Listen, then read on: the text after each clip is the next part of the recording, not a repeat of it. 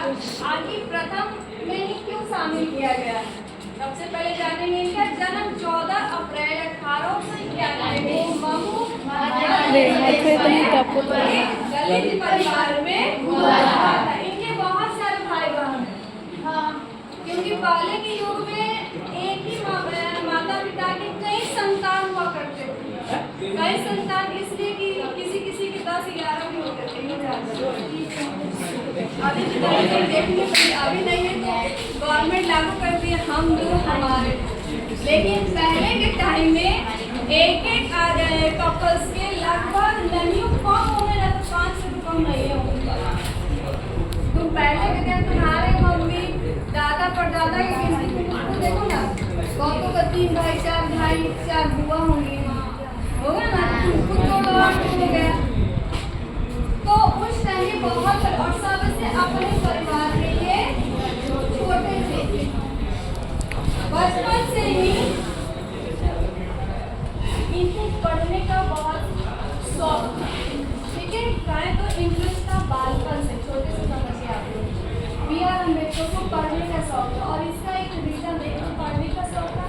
दूसरा कि ये जब छोटे थे बालपन थे तो इधर को घूमते, तुम लोग इधर को घूमते हो जाते हो, वो भी घूमते थे कि अपनी राज्य के लोगों के लिए क्यों पापा ये काम कर रहे हैं, झाड़ू लगा रहे हैं, मतलब कि साफ सफाई पे ज़्यादा विशेष ध्यान दे रहे हैं।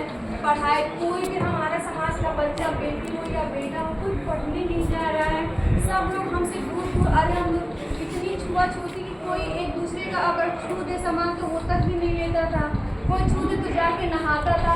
अगर किसी के घर के चौखट पे चला जाए, घर में चले तो पूरी घर बुलाता था। ऐसा होता था कि नहीं होता था? बड़े लोग अभी ये चीज़ नहीं होता है, लेकिन होता था। इतने भेदभाव के साथ ही तो बचपन में ही बहुत दूर रहते थे। आखिर क्यों हमारे समाज के वर्ग के लोगों के साथ ऐसा होता? आखिर हमने क्या गलती की? छोटे थे तो अपने मम्मी पापा से ये क्वेश्चन हमेशा करते थे कि आखिर बात क्या है।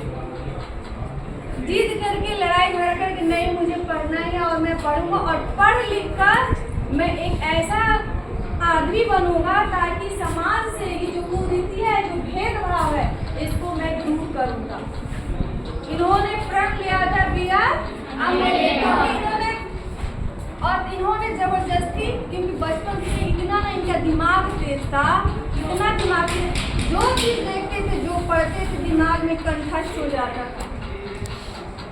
जो इनके जाति वर्ग के लोगों के साथ जो अत्याचार अन्य वर्ग के लोग करते थे वो इनके साथ बहुत ही दूर थे। ऐसे ही इतने विद्वान नहीं बने हैं, वो इस दुनिया में नहीं, 1856 में इस दुनिया से जा चुके, लेकिन फिर भी उनके द्वारा लिखी एक चैप्टर है श्रम विभाजन और जाति प्रथा, हम आपको पढ़ा रहे हैं। क्यों कि इसका एक ही उद्देश्य है कि ताकि आपको भी उन कानूनों की जानकारी हो और आगे आप ना करो ऐसा। इसलिए आपके स्टेट गवर्नमेंट है या सेंट्रल गवर्नमेंट क्या है, उनके द्वारा लिखी चैप्टर को पढ़ना अनिवार्य रूप से है। ठीक है, तो ये चाहते थे जबरन की नहीं मैं जाऊँगा, नहीं देखने से हुआ विद्यालय में, छोटा सा विद्यालय सरकारी विद्यालय तो उसी में पढ़ने वाला व्यक्ति कहीं पढ़ लेगा, नहीं पढ़ने वाला व्यक्ति उसको 1000 सुविधाएं दे तो वो नहीं पढ़ेगा। जबरन हुआ तो इनका एडमिशन गवर्नमेंट स्कूल में हुआ। ठीक है, वहाँ पे पढ़ने लिखने के लिए गए, वहाँ भी टीचर भी प्लस बच्चे, उनको यहाँ जैसे तुम लोग बैठे हो ना वैसे उनको बैठने की अनुमति नहीं थी। उनको कहा जाता था, पहले कोरा पे पढ़ाई होता था, कोरा पे, फिर भी उस कोरा पे सब साथ एक बच्चे की किस प्रकार से बच्चे में मेंटलिटी भरी पड़ी थी कि जब वो आते थे तो साथ में बैठना में कलाम नहीं था ना। मैं टीचर जो आते थे उनके साथ अत्याचार आएंगे, ठीक है तुम पढ़ना, पहले तुम स्कूल परिसर की सफाई करोगे। स्कूल आएंगे B.R. अम्बेडकर की पढ़ने के लिए अपना बोरा वोरा लेके आएंगे, बैठ जाएंगे, पहले कहेंगे वहाँ के गुरुजी, पहले का गुरुजी चलता था तो कहेंगे पहले स्कूल प्रांगण की पहले सफाई करो, झाड़ू लगाओ, वॉशरूम के जाकर क्लीन करो, फिर तुम यहाँ पे आओ। अब बताओ कोई 5-6 साल के 7 साल के बच्चे से तुम इतना करोगे, इतने बड़े स्कूल को झाड़ू लगवाओगे, साफ करो, क्या 1 घंटे 1.5 घंटे में वो कर लेगा? पूरा टाइम खत्म हो जाएगा। और जैसे यहाँ पे बैठते स्कूल की घंटी लगी घर जाओ।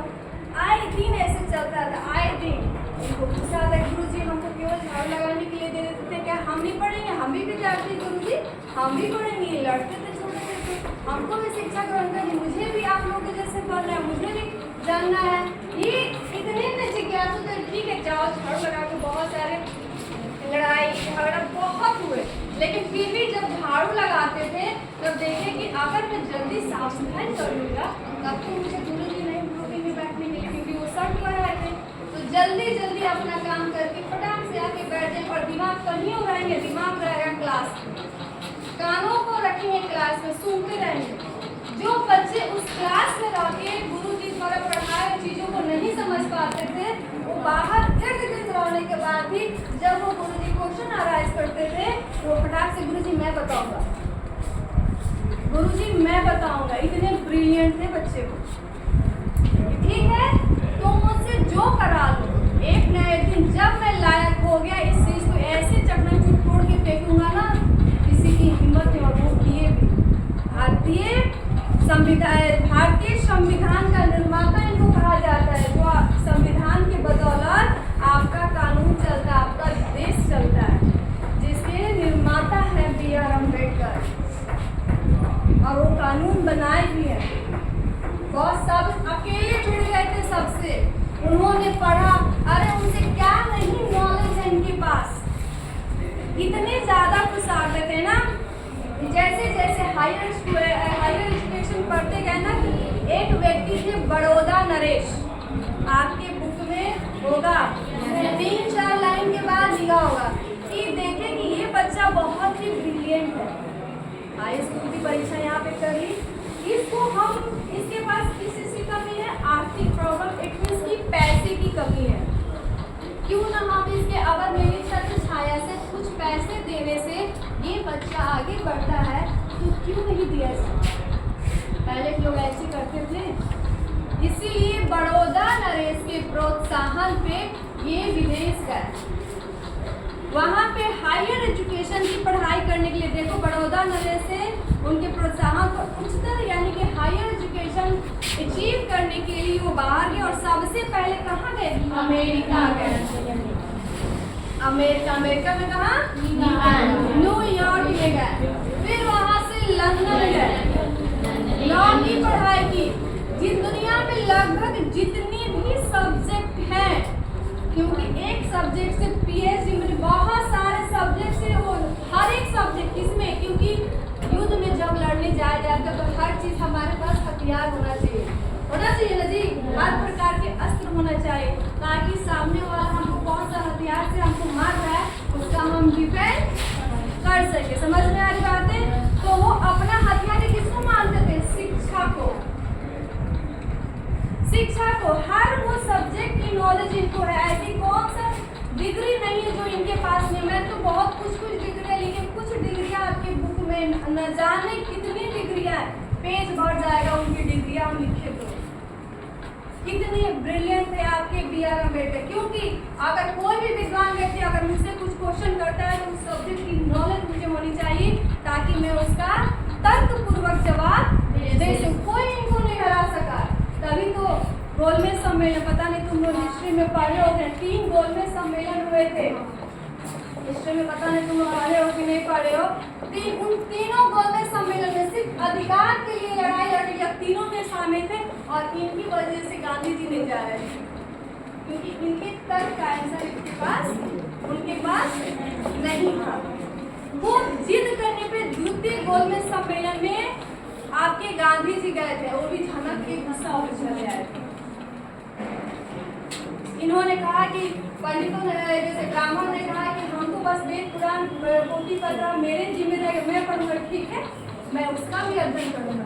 जितने भी वेद पुराण है, अरे इंग्लिश तो छोड़ो, फॉरेनर भी पढ़ लिए, विदेशी जो वेद पुराण है, और जो रुकावटें मान लो वेद पढ़ने के लिए संस्कृत की दिक्कत, संस्कृत चाहिए होगा, संस्कृत का अध्ययन के उसकी उर्दू पढ़े, फारसी पढ़े, इंग्लिश पढ़े, क्या क्या कहें हम उनके शब्द भी कम पढ़ते हमारे आदरणीय भीमराव अम्बेडकर ने। जब हमारा देश आजाद हुआ तब सबसे अगर महत्वपूर्ण कहें दलित वर्ग, स्त्रियों को शिक्षा, क्योंकि उस टाइम स्त्रियों को भी शिक्षा अलाउड नहीं था और ये केवल कलयुग में था। पहले 3 युग में देखो, सीता जी पढ़ी लिखी नहीं थी ना? सीता जी को जानते हो तुम लोग? राधा जी पहले गुरुकुल में पढ़ाई होती थी ना? पहले स्कूल नहीं होता था, पहले गुरुकुल में लोग जाके शिक्षा दीक्षा लेते थे। अब तुम समझो कि सीता जी बहुत सारे जो 3 युग बीत गए, उन सभी का देखना कि स्त्रियों की इच्छा के अकॉर्डिंग स्वयंवर होता था, उनको अपना वर स्वयं चुनने को अधिकार दिए गए। हाँ ना जी, देखे होगे, पढ़े होगे, वेदों में लिखा है, तुम हर जगह देखे होगे, लेकिन कलयुग में ऐसा बिल्कुल नहीं है। अब आगे डिटेल्स करेंगे तो बहुत सारा डिटेल्स लग जाएगा, उसको हम ज़्यादा बारीकी से नहीं जाएंगे। तो इन्होंने हर वो नॉलेज लिया, वेद, पुराण, विदेशी मतलब लॉ की कुछ दिन वकालत भी अपने देश में की, देखो इसमें जिक्र भी किया है, कुछ दिन वकीलगिरी भी की। ऐसे हमारे महान कहे नेता, महान गुरु आपके आदरणीय भीमराव अम्बेडकर का जन्म 14 अप्रैल 1891 को मध्य प्रदेश में हुआ। ये इतने ज्यादा फेमस हुए और सबसे ज्यादा इनकी लाइफ में किसी न किसी का रोल मॉडल होता है, कोई एक होता है कि हम इनके पद चिन्हों भी चलेंगे और ऐसा ही व्यक्तित्व धारण सबका अपना होता है। किसी का भाई होते हैं, किसी के पापा होते हैं, किसी का गुरु जी, कोई भी हो सकता है वो व्यक्ति, किसी का होता है ना फेस। इनके फेस पे कबीर और ज्योतिबा 3 प्रेरक व्यक्ति, तीनों के व्यक्तित्व का प्रभाव इनके लाइफ पे पड़ा और ऐसे किसी को नहीं इनके बारे में गमा करते हैं कब जाकर मैं इनसे कुछ लेने लायक है और ये मेरे प्रेरक व्यक्ति।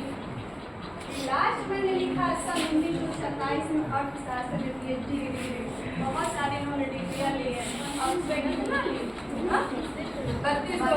डिग्री नहीं है ना, 32 डिग्रियाँ उन्होंने ली है। और उनकी माँ का नाम मीनाबाई और पिताजी आपके हो गए रामजी सरकार। पत्नी होगी, पहली पत्नी का नाम है रमाबाई। जब रमाबाई की मृत्यु लगभग 1930 के आसपास में हो गई, तब अपने दुख से नहीं निकल पा रहे थे, तो इनके अन्य लोगों ने, परिवार के लोगों ने बोला कि आप इनसे दूसरी शादी कीजिए। दूसरी पत्नी आई सविता अम्बेडकर, ठीक है।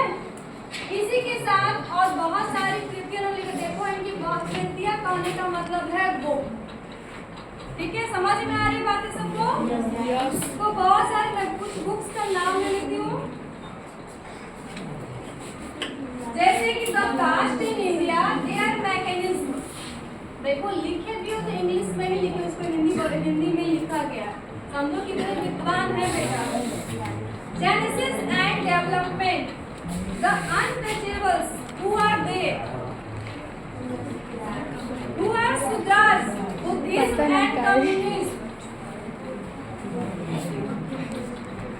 और इतने ज्यादा कृतियां XYZ बहुत सारे हैं। इनकी सभी कृतियों को जब इनका देहांत हो गया, यानी कि 1956 के चले गए, तो भारत सरकार ने इनकी संपूर्ण कृतियों को, इनके लाइफ के शुरू से लेकर अंत तक जितनी भी कृतियां, जितनी भी बुक्स लिखे हैं, जो चीज भी लिखा, उन पूरे वाङ्मय को 21 खंडों में डिवाइड करके छापा है। अगर BR अम्बेडकर के लाइफ के बारे में, उनके द्वारा लिखी बुक्स के बारे में अगर किसी को अध्ययन करना है तो 21 खंडों को लो, एक खंड लेकर पढ़ो और पूरा BR अम्बेडकर के बारे में जानकारी हो जाएगा। इसमें है कि जो ये श्रम विभाजन और जाति प्रथा है, वो एक ढांचा के रूप में है। हम पूछ देंगे कि श्रम विभाजन और जाति प्रथा कौन सी विधा है, तो क्या बोलोगे आप लोग? भाषण है। भाषण का नाम क्या है? एनिहिलेशन ऑफ कास्ट, क्योंकि ये इंग्लिश में है। ये जो भाषण है इंग्लिश में लिखा गया है, तो भाई आप इंग्लिश में तो पढ़ नहीं सकते हो, इंग्लिश में तो पढ़ सकते नहीं हो, तो इसका अनुवाद हिंदी में किया गया और जिसके अनुवादक है ललन सिंह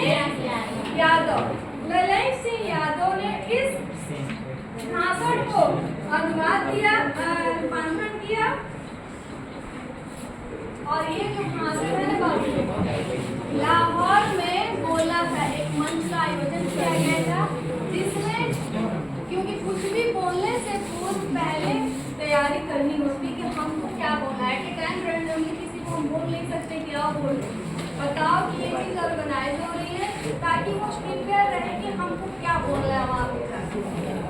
ठीक है, इन्होंने भी एक भाषण तैयार किया इंग्लिश में और लिखा, लेकिन अन्य राजनेताओं को इनकी भनक पड़ गई कि अम्बेडकर जी कुछ ऐसा लिखे हैं जो बवाल आ जाएगा, पूरी देश में क्रांति आ जाएगी, तो इसलिए सब जान गया है, तो उस सभा को ही स्थगित कर दिया गया।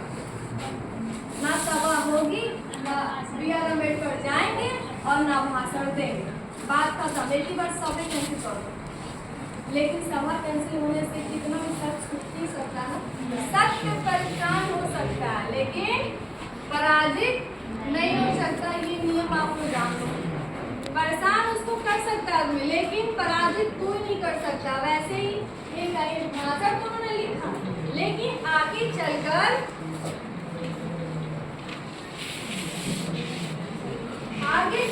इनका जो है स्वतंत्र पुस्तिका है, इसको अनुवाद करके ललाई सिंह यादव ने प्रस्तुत कर दिया कि आखिर उस भाषण में ऐसा क्या था जिसके वजह से इस आयोजन को कैंसिल किया गया। समझ में आ रही सबको? आ रही इधर? थोड़ी देर के स्टॉप करना।